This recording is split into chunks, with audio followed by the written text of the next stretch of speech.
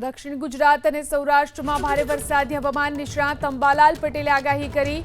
અંબાલાલ પટેલના અનુમાન મુજબ હાલ વેસ્ટર્ન ડિસ્ટર્બન્સને લીધે રાજ્યમાં ચોમાસું ધીમું પડ્યું છે, પરંતુ 28 અથવા 29 વચ્ચે બંગાળના ઉપસાગરમાં હવાનું હળવું દબાણ સર્જાવાની શક્યતા છે, જેને લઈ 28 જૂનથી 7 જુલાઈ વચ્ચે રાજ્યના તમામ ઝોનમાં સારો વરસાદ થઈ શકે છે। દક્ષિણ ગુજરાતના જિલ્લામાં ભારે વરસાદ થઈ શકે છે, કેટલાક ભાગોમાં તો પૂરની પણ સ્થિતિ સર્જાઈ શકે છે, તો સૌરાષ્ટ્ર, મધ્ય અને ઉત્તર ગુજરાતના જિલ્લામાં પણ ભારે વરસાદ થઈ શકે। અંબાલાલ પટેલના અનુમાન મુજબ 16 જુલાઈ આસપાસ વરસાદનો વધુ એક રાઉન્ડ આવશે, સાથે જ ઓગસ્ટ મહિનામાં પણ સારા વરસાદનું અંબાલાલ પટેલે અનુમાન વ્યક્ત કર્યું છે।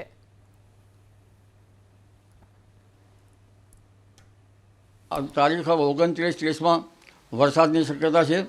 આજે કેટલાક ભાગમાં વરસાદ થવાની શક્યતા રહેશે, પરંતુ ખાસ વરસાદની પેટર્ન જે છે એ 30 જૂનથી 7 જુલાઈ વચ્ચે થવાની શક્યતા રહેશે, જેમાં દક્ષિણ ગુજરાતના ભાગોમાં 4-5 જુલાઈ સુધીમાં તો ભારેથી અતિભારે વરસાદ થવાની શક્યતા રહેશે।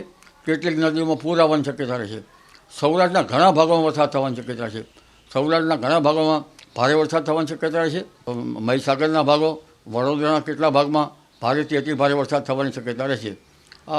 તેમજ ઉત્તર ગુજરાતના ભાગો, બનાસકાંઠાના ભાગો, સાબરકાંઠાના ભાગો, અરવલ્લીના ભાગોમાં પણ કેટલાક ભાગમાં ભારે વરસાદ થવાની શક્યતા રહેશે, અને પંચમહાલના કેટલાક ભાગોમાં પણ ભારેથી અતિભારે વરસાદ થવાની શક્યતા રહેશે।